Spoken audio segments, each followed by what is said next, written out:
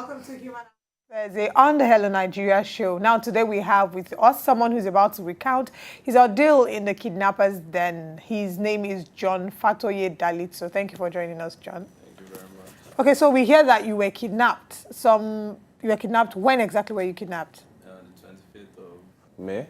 That 25th was, of May. yeah. That was just a month ago. Yeah, Wow. about a month ago. Wow, and that's my mom's 25th. Okay, not my mom's Yeah. birthday, just in a few days.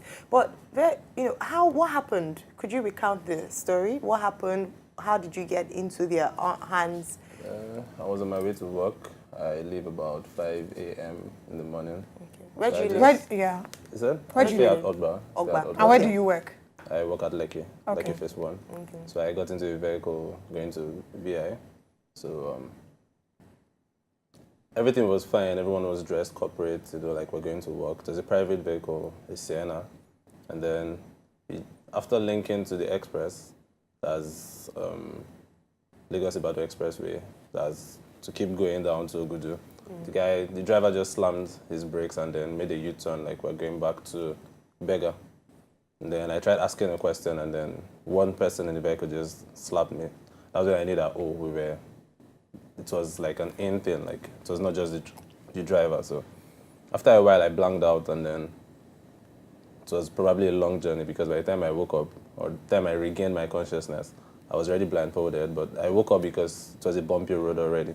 So as of that time, it just moved me from the car to a particular room.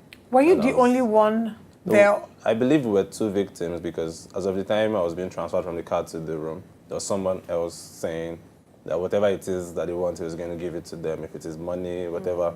So that's how I knew that there was a second person because as of that time I was blindfolded. So what was, just to a little profile in terms of the driver and the man who was there someone sitting in front of him with the driver? The car was filled.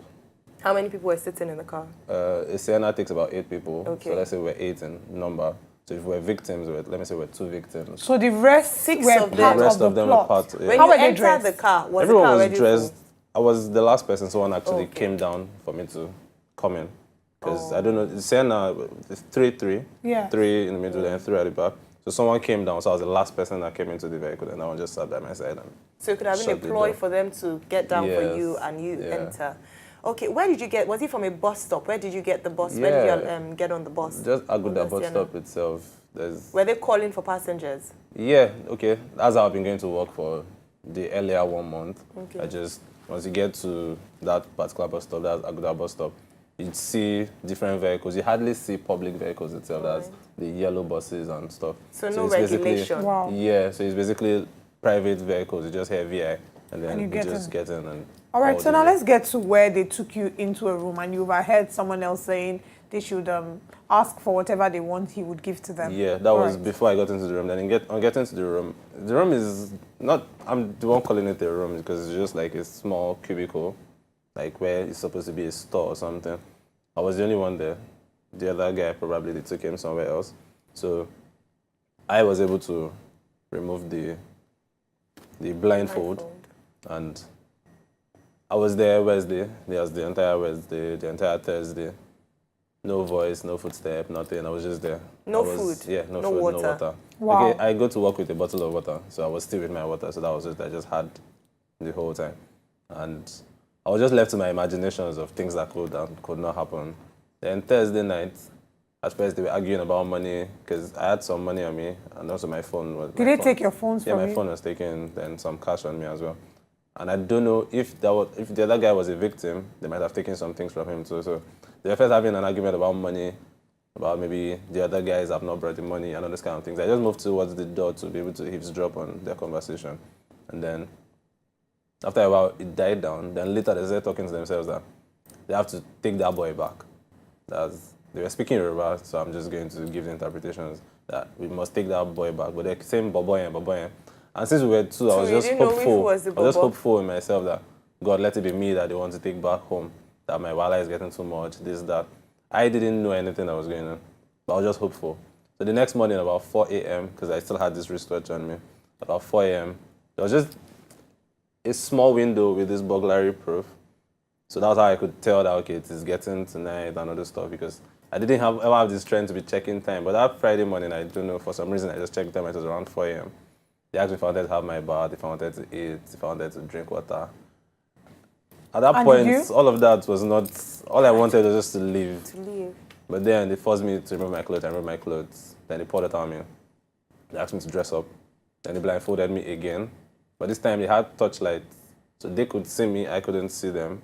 So I just dressed up, then they blindfolded me again, then back to the car. But this time it was a smaller car. Then the journey started again, a bumpy road, then smooth road again. So I would believe we were in like So a in residential somewhere- place. Yes. Then now we got back to hit the express. Then Do you think it was in Lagos? Was the journey it's far enough to be outside Lagos? it has to be outside Lagos because as of the time I was dropped off, it was already done. And we had Okay. been driving for the whole time. That's from 4 a.m. till When they about dropped you off, 6:30. they didn't ask, had they asked for ransom from any member of your family? No, and they had my phones actually. And my parents' numbers. Mom is there, dad is Dad there. is there. Was your my phone siblings and passworded? everything. No, I don't password my phones. So everything was there.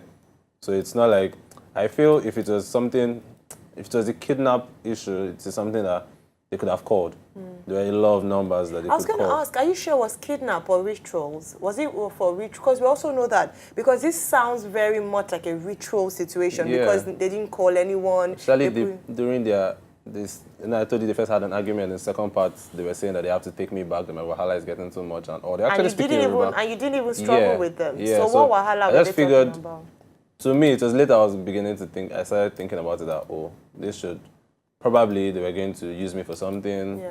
and whoever maybe they go to for advice just told them that this isn't going to work with me.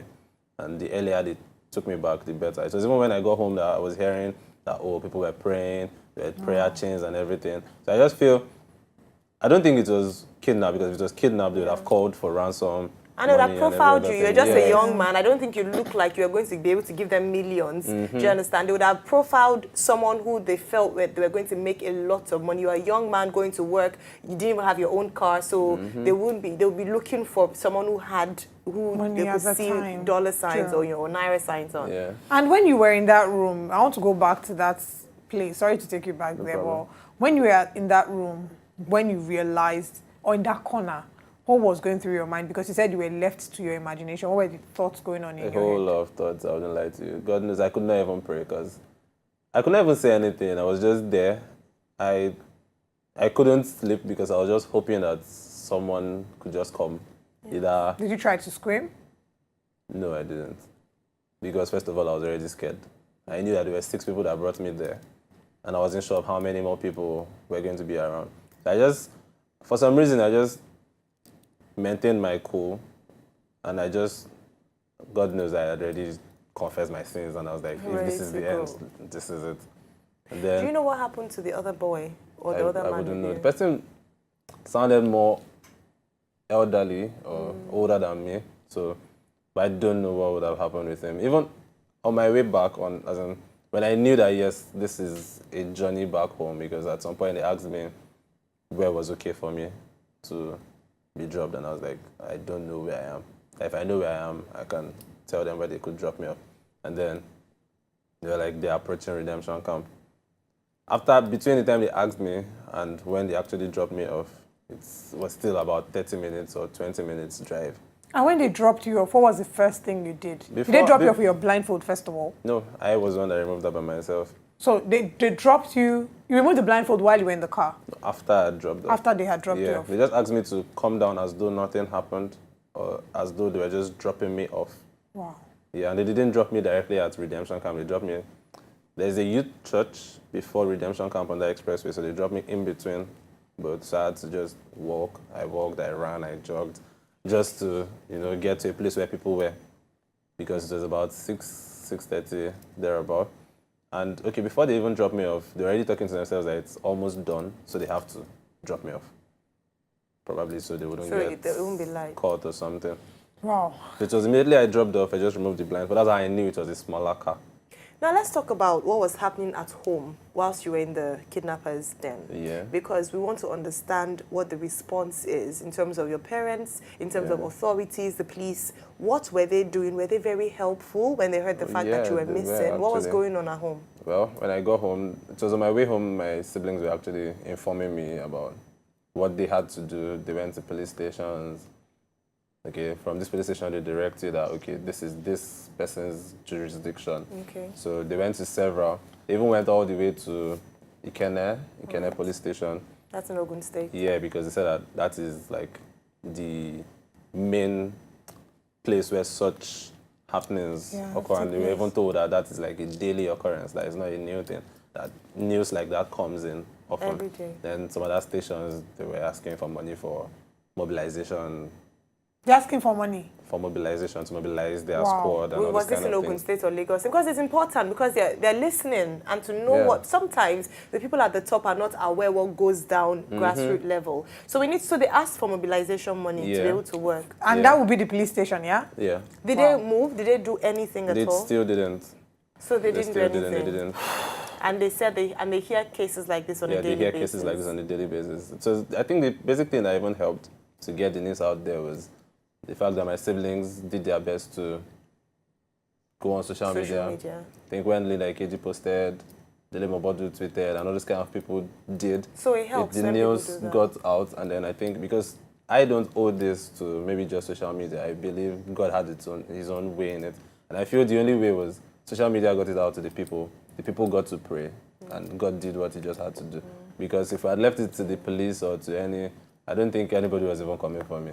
We absolutely thank God for your life, and we thank God that you're here to tell the story as opposed to us mourning over your corpse, God forbid. What would you say would be your last words, your advice to people when it comes to taking boarding vehicles because you're a victim, you entered into a vehicle? Is there any way these things can be, they can be spotted? Is there any way to avoid them?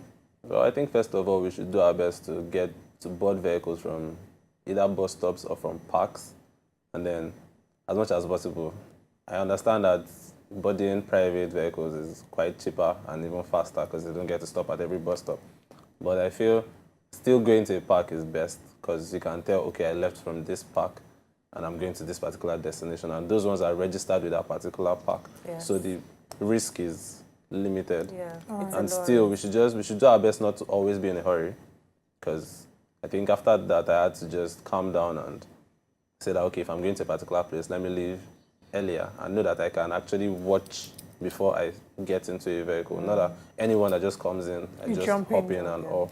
Well, that's fantastic. Thank you so much for sharing this story with us. And we hope that we do not have to have as many occurrences of this again. We hope we don't have a recurrence of something like this again. We've been speaking with John Fatoye Dalitso, and he escaped. He survived kidnapping. We thank God for his life. We'll go on a quick break. When we come back, Hello Nigeria will be gradually coming to an end.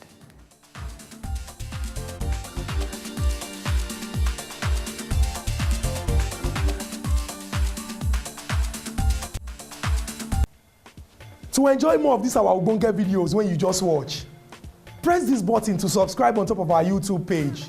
You go love am.